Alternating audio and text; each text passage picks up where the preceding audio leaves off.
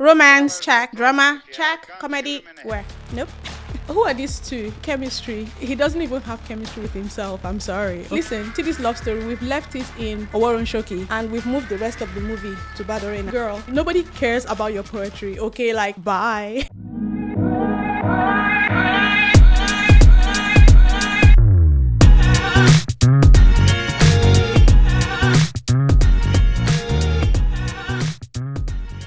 Hi, welcome to my channel. My name is Pearl and here I review African cinema. Today we're reviewing Christmas in Lagos, a comedy romance streaming on Prime Video, a production of Griot Studios. This movie, Christmas in Lagos, is written and directed by Jade Osiberu. For a synopsis, it says, romance is in the air when the beat drops for Lagos's dirty December. Fiyin is convinced her best friend Bello is the love of her life, but is shocked when he returns home for the holidays with a secret fiancée. Gbemi is torn between her boyfriend and an old flame, while London-based Ivie seeks a wild holiday but doesn't count on falling for Ajani. So you already get the idea. 3 love stories running concurrently, 2 of which are love triangles. If you guys can believe it, this review was filmed December 21st. Look, I wish I could tell you that I had a proper excuse other than just dirty December.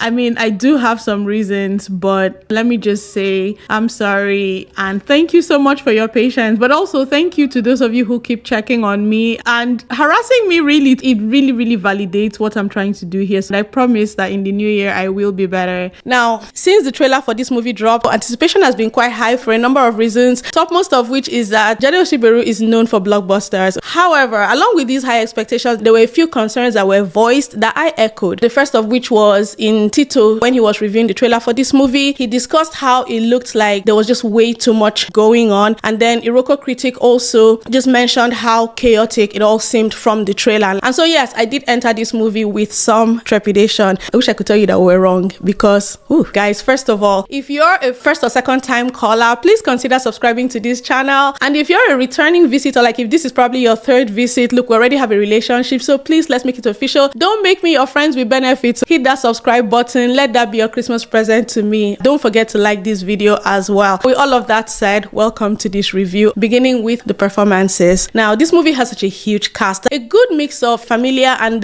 sort of new to us faces. Let's start with Aladese, who plays the character of Fiyin. Teniola Aladese, she has never stepped wrong. She's such a terrific actress, always. And you know, her biggest screen attributes from the first time I saw her till date, I mean, other than that body that is banging and budding 247, is her effortlessness. She never looks like she's acting ever. And then specific to this role also is just her artlessness in the depiction of this character, because if this character is anything, is artless. You can tell that this character is not all there. She's childlike, almost in the way that she wears every emotion on her face, you know, in such an obvious and uncool way. The way she pouts, how blatantly she shows Elo's girlfriend turned fiance that she doesn't think much of their relationship. It's actually really funny. And so I say that Teniola Aladese is really perfect for this role. She was perfectly cast. Next on my list is Shalom Obiaku. My younger sister's name is Shalom. The resume on this man, he's an American Nigerian actor with an impressive background in studying performance art and production. And so let me just say that I see why he would be cast for this role based on his study, pedigree, history, whatever. However, I will say that he's absolutely the weakest link of this movie. One damaged temple does not destroy centuries of tradition,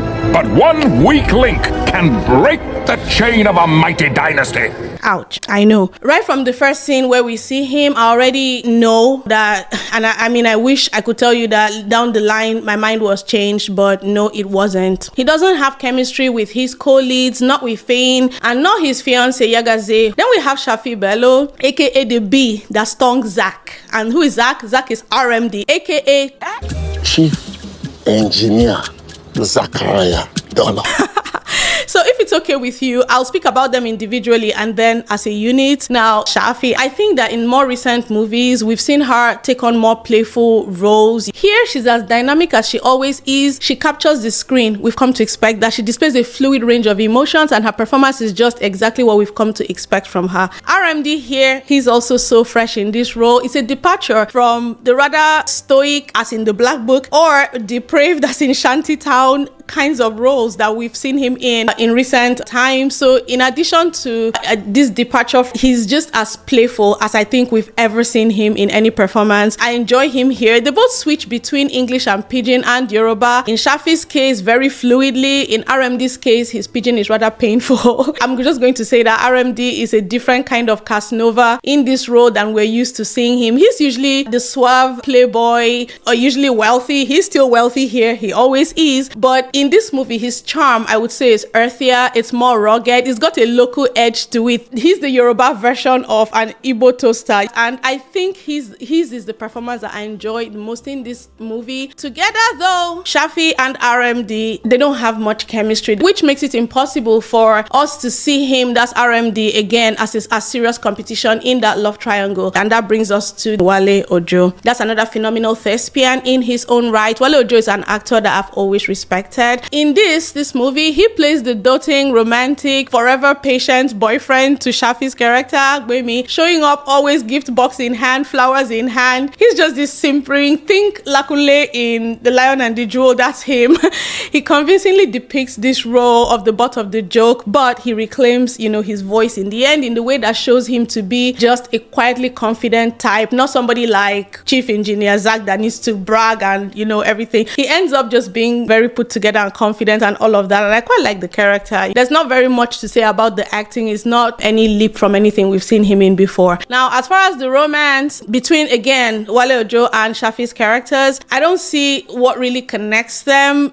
Also, the chemistry between them does not exactly leap off the screen. That's going to be an ongoing refrain in this movie, the lack of chemistry. Okay, sorry, I fear that I'm wading into story territory, so let's reel ourselves right back in performances. Next is Rexia Ojo as Ivie. She's pretty, she's fun to watch. I don't think I've ever seen her before. As far as the love story between Ivie and Ladipo is the musician, the rapper, singer, Poe. As far as that love story between them, let me just tell you, whenever they're on screen, that's when I walk away and take a bathroom break. I will say that they do give us the sexiest scene of this movie, and for that, all is forgiven. That kiss was so hot. And yes, the chemistry between them. I don't rate Poe's acting, and Ivie, that's Rexia, that her UK accent is stressed me. But that said, it was fun to have them. It's just that I wish that the balance of the love stories had been handled better. Angel Anosike, this is the person who plays Elo's girlfriend turned fiancée. She's not a bad actress. I think she did as much as could be expected of her given the scripts that she was given. This character is written to be cardboard figure, and that's exactly the only performance that we can rightly elicit from this actress. Once we get her citation, epidemiologist heading to a PhD in Johns Hopkins University, so we are properly impressed, right? And then also that she lost somebody, and that's her connection with Elo. Beyond that, there's no coloring to this character,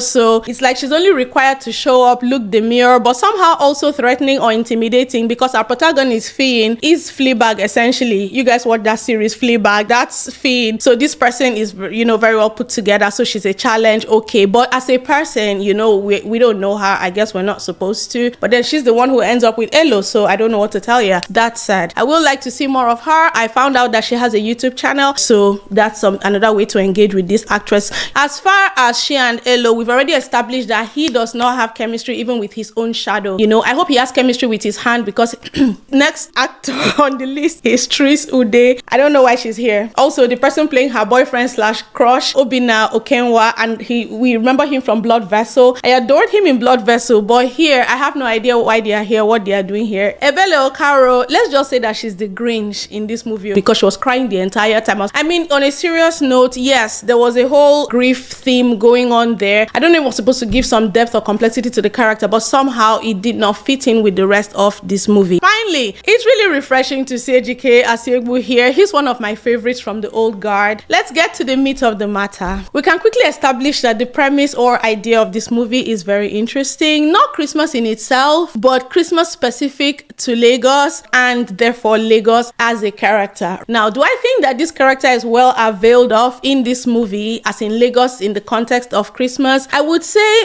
yes. I see the stereotypical Christmas artifacts, the lights, the decor, the fireworks, out, the parties, even the streets rambunctiousness. There are some things that are unique to, if not Lagos specifically, just all of Nigeria. But some of the things that are just so specific to Lagos, there's no country on this God's own earth where they'll be selling chicken in traffic. You know, just other specific touches like just the hawking, people literally doing their Christmas shopping in traffic. So yes, I do think that Christmas is captured in Lagos to a large extent. I'll say a bit more later. Art direction. The art direction is by Joy Kadiri, who, to her credit, also are movies like Gangs of Lagos and House of Ga. And so we know kind of what to expect. And the art direction is one of the biggest selling points of this movie. The costume, the sets, the locations, how they are able to capture so broadly and deeply the aesthetics of Christmas on such a large scale. It's truly amazing. Because let me tell you, one thing that is clear in this movie is that Jade put the money down. With the scope of this production, the props, the caliber of people that she pulled, the performances, just god damn it. I'm so impressed, you know, just by the scale, the scope, the budget, all of it, you know, and you could just see it on screen. So there are countless incredibly picturesque shots in this movie. I love seeing Lagos like this. However, this is the very thing that scares me and makes this review such a risk. I see how with such blinding glitz and glamour on screen, people might be distracted from looking at the weaknesses or seeing the weaknesses. That's what this movie is doing, right? So weaknesses and flaws, there are quite a few, and we're going to talk about them. For one, the cinematography. The cinematography is by Jonathan Kiriako.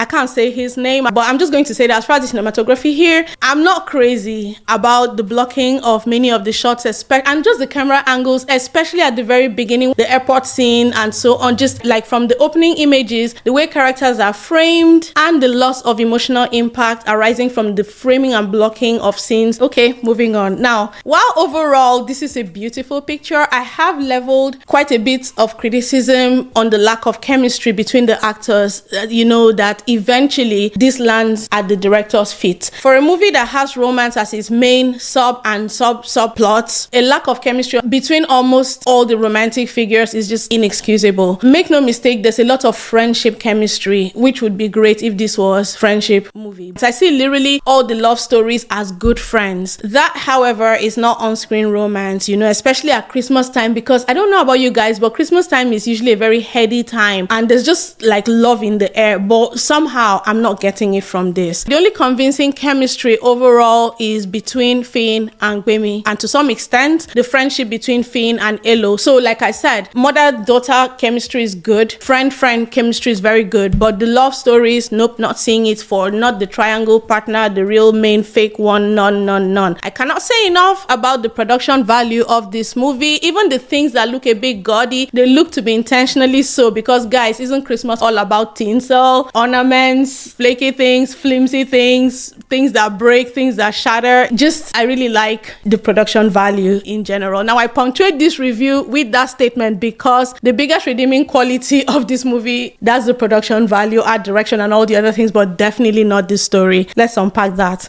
The plot. Now, as predicted from the trailer, it's a bit all over the place. It starts out with an implausible story about Fiyin assuming she's being proposed to or whatever, right? I, however, do think her character is flaky enough to maybe sell this, so I'll buy. Shortly after that, that storyline is abandoned. I'm telling you guys, they left that storyline in Oworon Shoke and moved the rest of the movie to Badore Naja. Speaking of that particular love story, the way Yagaze is written, I already said this, so colorlessly, so it encourages us to not take her and therefore that romance seriously. And so in the end, I believe it's okay to feel a bit let down that Elo ends up with her, because I'm like, we don't know this person, the person that we know and care about, that assuming you even care about any of it. Or like I said, I also don't particularly care who either he ends up with or who Gbemi ends up with. That's how strong the romances are. By the way, that proposal scene straight out of Crazy Rich Asians. Let's talk about the music. The music is quite good here. I mean, the soundtrack is good for the most part, but I do mean especially the actual performances, live performances. Highlight for me is that cover rendition of the Banji's Fall in Love. Oh, you don't make me fall in love. Oh God, listen, it actually had me in my feelings. I think it might be nostalgia. You know, I start giving us a whole Coachella performance we don't deserve. And then Waje, you know, she's just a class actor as well. And then of course we also had Adekunle Gold. He performed a remake of King Sunny Ade's classic.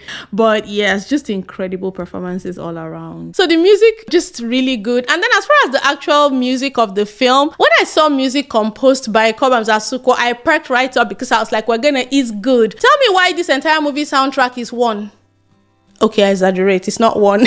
But that's Christmas Carol. I'll come back to it. We'll get there. Now, the score is good as well as sound design. That was one of the things I noticed right from the very beginning, with a particular example at the very beginning. You know, the way they translated interior and exterior sound in this particular scene you can see on the screen here, that made me perk right up. Now, this movie is overbloated with scenes and people. There are a number of that scenes and people that could really have ended up on the cutting floor. Pacing overall, it just could have been better. The love stories are no more intriguing than the most, basic love triangles. There's no real conflict. The movie doesn't have a good sense of what the audience would care about and to what extent. The main problem, I think, is that it's trying to give equal weight to all these consecutive love stories, all three, at the same time. I think that there should have been a main plot and then picked one and then made the other two lighter. So just trying to carry all three almost equally, giving them the same weight, I think it was a gross misjudgment. So it just made this movie feel cumbersome. It made for forgetting plot lines down somewhere and then running back to pick it up and try to bring it to catch up with this. Just it didn't fit. It could really have been structured better. Now, I can say for sure that I don't like the resolution of the Fiyin, Elo, Yagaze triangle. I mean, so much screen time is spent showing not just how much Fiyin wants Elo, not just how much Elo has eyes for Fiyin more than he ever has for his girlfriend / later fiance, but most of all, how much the girlfriend Yagaze tracks all of this. I don't know if that was just not well thought out cinematography, but if you knew that this was how the story was going to play out, why would you have her tracking him like that, seeing him pining for his friends, only to have it resolved so quickly? That resolution just seemed so unearned. Just a conversation between the two ladies is enough to ameliorate or clear up Yagaze's doubts. I don't buy it. It was too little payoff for such a dense setup. I have to say though that I like how the Ivie Ajani love story is left unresolved. I do like that. Something else I can say is that I like very much the older people love story and the triangle at that. I think that story is really well told. Nobody cares about Ivie wanting to be a poet. Girl, go and be a poet. We are writers here and you don't see us quitting our day job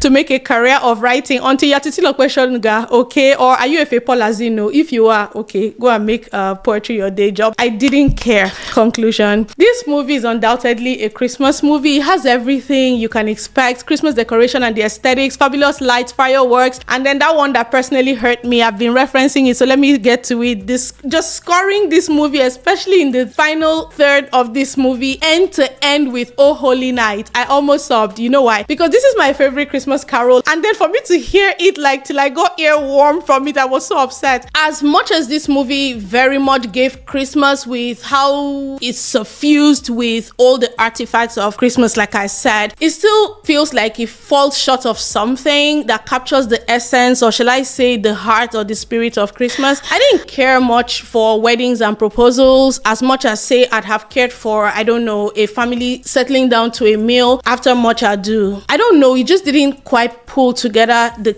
essence of Christmas for me, if that makes sense. When I really think about it, the reason I don't feel the spirit of Christmas in this movie is that we don't get to see Christmas in Lagos through the eyes of our characters. So Christmas here is not integral to the story. This story could have happened during any other season, right? Like I mentioned, we have all the Christmas artifacts. However, Christmas is not really woven into the story, except for touches here and there, like the carol in church or whatever, or the little sprinkling there where Elo and his dad are decorating a tree. But Christmas here is mostly functioning as a backdrop to the story. It's just playing in the background. It's wallpaper. It's not integral to the plot. It's not woven in. And so that's the main reason I think why I'm not sure if in the end this movie does qualify for me as a Christmas movie. The message though at the end by that preacher, I did really love it as the closing image. This movie is fun for the most part, but ultimately I don't expect it to stay with me. I can't speak for you, but I think this is a one-time watch for me. Maybe, I mean, before I do a review, I've already watched it a couple of times at least. Maybe one more watch, I don't know, but I know it'll not stay with me. But then, I mean, Christmas movies are really feel-good movies, right? So Jade has earned the right, I think, to do a movie that is just about vibes and all of that, which is very much what this movie is. And so do I recommend this movie? I say watch this movie if you want a low-stakes, easy way to pass the time. It's got a lot of beautiful imagery. There's some humor. There's a bit of, mostly RMD made me laugh a lot. Shaffy Bello also, that scene. Do you know my madam is? We will deal with you in this calabar. Who am I, oh Clement? Who am I? Oh God, I loved it.